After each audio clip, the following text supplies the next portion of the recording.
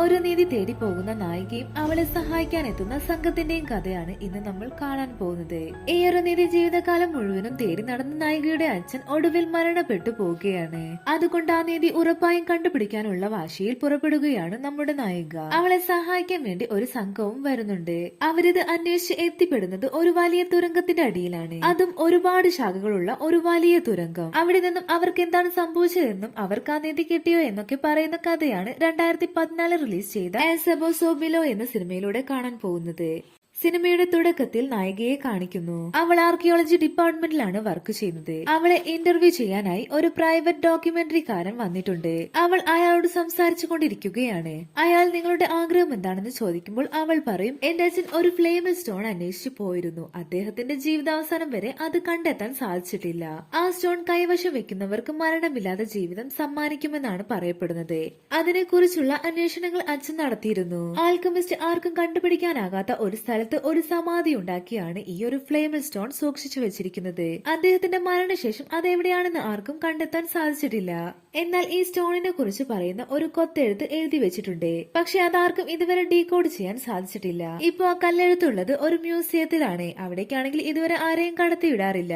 എന്നാൽ അവൾ അവളുടെ ഫ്രണ്ടിനെയും കൂട്ടി ആ മ്യൂസിയത്തിലേക്ക് പോകും. അവിടെയുള്ള ഒരു പെൺകുട്ടി അവനെ പരിചയമുള്ള ആളായിരിക്കും. അവൻ അവളോട് അനുവാദം ചോദിച്ച് ആ മ്യൂസിയത്തിനകത്തേക്ക് കയറി ആ കല്ലെഴുത്ത് വായിച്ചു നോക്കാണ്. എന്നാൽ അതിലൊന്നും ആ രഹസ്യ സമാധിയുടെ കാര്യം പറയുന്നുണ്ടായിരുന്നില്ല. എന്നാൽ അവൾക്ക് സംശയം തോന്നി ആ കല്ലിന്റെ പുറംഭാഗം നോക്കും. എന്നാൽ അവിടെ ഒന്നും തന്നെ ഉണ്ടായിരുന്നില്ല. അവൾ ഒരു ആർക്കിയോളജിസ്റ്റ് ആയതുകൊണ്ട് തന്നെ പ്രാചീന മനുഷ്യർ എങ്ങനെയാണ് രഹസ്യങ്ങൾ ഒളിപ്പിച്ചു വെക്കുന്നതെന്ന് അവൾക്ക് അറിയാമായിരുന്നു. അവൾ അതിന്റെ മുകളിൽ അമോണിയം സൾഫേറ്റ് ഒഴിച്ച് അത് കത്തിക്കും. എന്നിട്ട് അതിന്റെ ഒരു വശം മാത്രം കത്തിക്കരിഞ്ഞ് ആ ഒരു സ്ഥലത്ത് കുറച്ച് എഴുത്തുകൾ തെളിഞ്ഞു വരും. അവരത് ഫോട്ടോ എടുത്ത് പുറത്തു കൊണ്ടുവന്ന് വായിച്ചു നോക്കും. അതിൽ പറയുന്നത് darkest gate under the near the heavens rain എന്നാണ് എഴുതി വെച്ചിരിക്കുന്നത്. ദ ഡാർക്കസ്റ്റ് ഗേറ്റ് എന്ന് പറഞ്ഞാൽ ദ ഗേറ്റ് ഓഫ് ഹെലൻ എന്നാണ് അർത്ഥം. എന്ന് വെച്ചാൽ നരകത്തിലേക്കുള്ള ഗേറ്റ്. അതിനെക്കുറിച്ച് അച്ഛൻ എഴുതിയിട്ടുണ്ടെന്ന് അവൾ പറയും. എന്നിട്ട് ആ ബുക്ക് എടുത്ത് നോക്കും. പണ്ടത്തെ ആളുകൾ ഭൂമിയുടെ പ്രതലത്തിൽ നിന്നും 740 അടി താഴ്ചയിലാണ് നരകമുള്ളതെന്നാണ് വിശ്വസിച്ചിരിക്കുന്നത്. അതിന്റെ പകുതി ഭാഗത്താണ് ഈ സ്റ്റോൺ സമാധി ചെയ്തിരിക്കുന്നതെന്ന് അവർ കണ്ടെത്താണ്. എന്നിട്ട് അവർ അത്രയും ദൂരമുള്ള ടണലുകൾ എവിടെയാണ് സ്ഥിതി ചെയ്യുന്നതെന്ന് കണ്ടെത്തി അതിന്റെ മാപ്പ് എടുത്ത് നോക്കും. അതിൽ പറയുന്നത് എല്ലുകളാൽ മൂടപ്പെട്ടിരിക്കുന്ന ഒരു ഹിഡൻ ചേംബർ ഉണ്ട്. അവിടെയാണ് ഈ സ്റ്റോൺ സമാധി ചെയ്തിരിക്കുന്നത്. അവിടേക്ക് ഇവർ ഒരു ടൂറിസ്റ്റുകളെ പോലെ കയറും.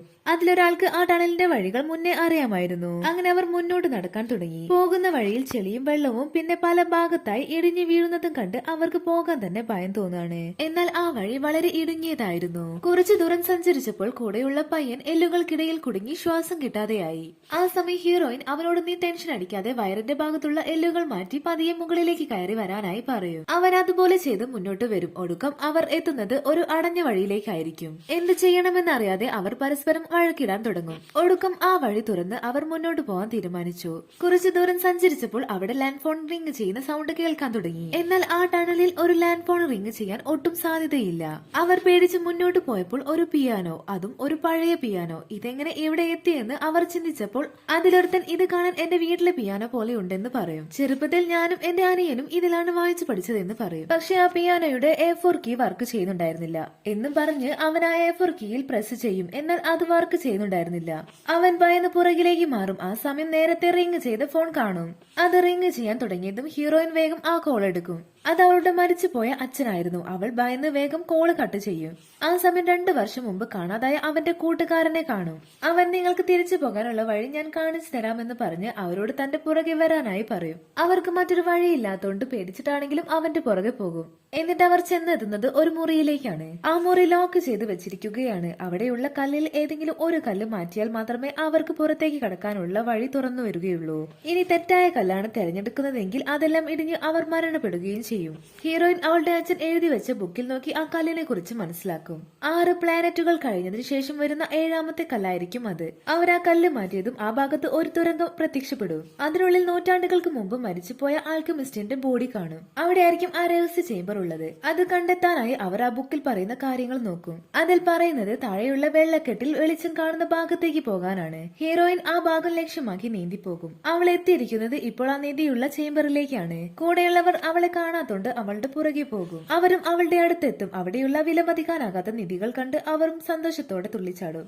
അവർ ആ ഗേറ്റ് തുറക്കാൻ പോകുമ്പോൾ അവൾ അതൊരു ട്രാപ്പ് ആയിരിക്കുമെന്ന് പറയുന്നുണ്ടെങ്കിലും അവരത് കേൾക്കാതെ അത് തുറക്കും. അവരത് തുറന്നതും ആ കേവിന്റെ സീലിംഗ് ഇടിഞ്ഞ് അവരുടെ ദേഹത്തേക്ക് വീഴും. രണ്ടുപേർ അതിന്റെ അടിയിൽപ്പെട്ട് മരണപ്പെട്ടു പോവുകയാണ്. ഇപ്പൊ ജീവനോടെ ഉള്ളത് 3 പേർ മാത്രമാണ്. ഇനി ആ സ്റ്റോൺ എവിടെയാണെന്ന് കണ്ടുപിടിച്ചാൽ മാത്രമേ അവർക്ക് അവിടെ നിന്നും രക്ഷപ്പെടാൻ സാധിക്കുകയുള്ളൂ. ആ ബുക്കിൽ പറയുന്നത് പ്രകാരം ചിത്രത്തിലുള്ള സൂര്യന്റെ മറ നീക്കിയാൽ ആ സ്റ്റോൺ കാണാൻ പറ്റുമെന്നാണ്. അവൾ ആ ചിത്രത്തിലുള്ള സൂര്യന്റെ മെറ്റൽ തുടച്ചപ്പോൾ അവളെ തന്നെയാണ് അവൾക്ക് കാണാൻ സാധിച്ചത്. അപ്പോൾ അവൾ അന്വേഷിച്ചു വന്നത് അവളെ തന്നെയാണെന്ന് അവൾ മനസ്സിലാക്കാണ്. ആ ഹിഡൻ സ്റ്റോൺ അവളാണെന്ന് മനസ്സിലാക്കി അവൾ വേഗം അവരെയും വിളിച്ച് മുന്നോട്ട് പോകും. അവിടെ ഒരു ഹോൾ അടച്ചു വെച്ചിരിക്കുന്നതായി കാണും. അവരടപ്പ് എത്ര ശ്രമിച്ചിട്ടും പൊക്കാൻ പറ്റുന്നില്ല. എന്നാൽ അത് താഴേക്ക് പോകുന്നുണ്ട്. അവരത് താഴേക്ക് നീക്കി ഒരു സൈഡിലേക്ക് മാറ്റി വെച്ച് നോക്കുമ്പോൾ പുറത്ത് സ്ട്രീറ്റ് ലൈറ്റിന്റെ വെളിച്ചവും മരങ്ങളും കാറ്റും ഒക്കെ കാണും. അവർ രക്ഷപ്പെട്ടെന്ന് മനസ്സിലാക്കി പുറത്തേക്ക് വരുമ്പോഴാണ് അവർക്ക് മനസ്സിലാകുന്നത് ഇത്രയും നേരം അവർ തല കീഴായിട്ടായിരുന്നു ഉണ്ടായിരുന്നത്. സിനിമയുടെ പേര് പോലെ തന്നെ അവിടെ വെച്ച് ആസ് എബോ സോ ബിലോ എന്ന സിനിമ അവസാനിക്കുന്നു.